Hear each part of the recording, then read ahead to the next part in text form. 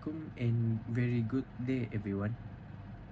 My name is Muhammad Azim and today I will present about my individual assignment is MGT361. So my title is today is Malaysia Trades Performance from the 2020 until 2025.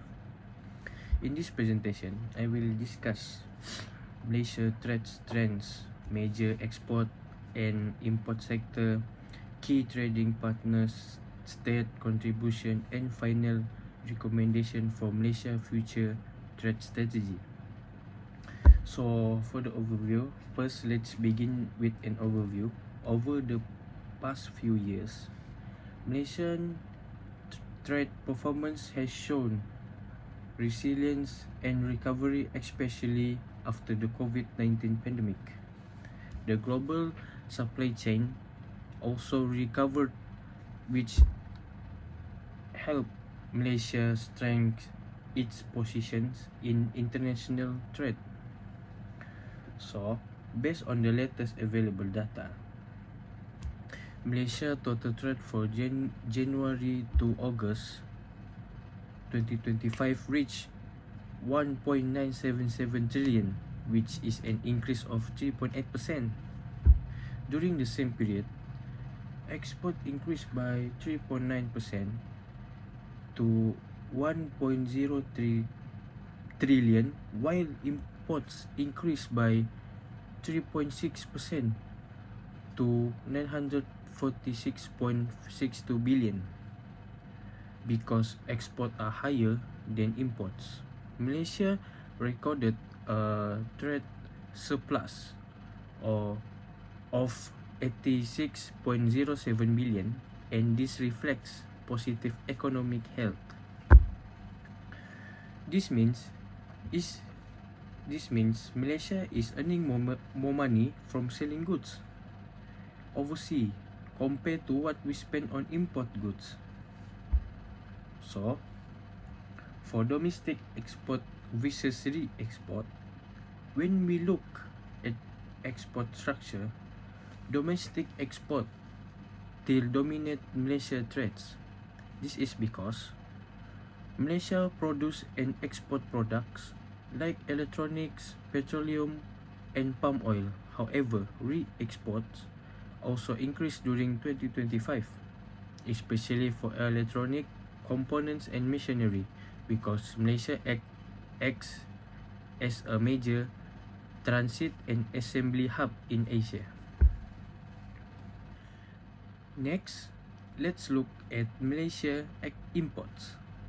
The main categories of import in 2025 includes electronic products, which make the largest share, like petroleum products, machinery and equipment, and chemicals product. Simple explanation: these imports are mostly raw materials and components that Malaysia needs for the production and manufacturing the product. So, moving on to the major export sector, the top export product in 2025 is electrical and electronics, or E&E products, represent over 43% of Malaysia total exports. That this includes semiconductors, chips, and electronics device used around the world. Other important export sector include petroleum products, machinery, and palm oil-based products. This industry support Malaysia roles as a manufacturing and energy leader in Southeast Asia. So, for import sector, the structure is quite similar, like E&E components, machinery and equipment, petroleum products, and chemical. We import because we need materials to produce finished goods that will later be exported So now, let's discuss Malaysia keys export destination. The countries that import the most from Malaysia include Asian countries, the United States, China, Taiwan, and the Europe Union. The United States shows strong growth because of high demand for microchips and medical device. So, on the other hand, Malaysia imports mostly from China, which remain the largest supplier. Asian country, Taiwan, and the United States. Taiwan shows the highest growth due to Malaysia involvement in the global semiconductor and electronics supply chain. So, Malaysia trade with Asian FTA countries. Malaysia also benefit from trade agreements under ASEAN. The Asian Free Trade Agreement allows Malaysia to enjoy lower tariff and easier product movement. This encourages foreign investment, especially in manufacturing and logistics.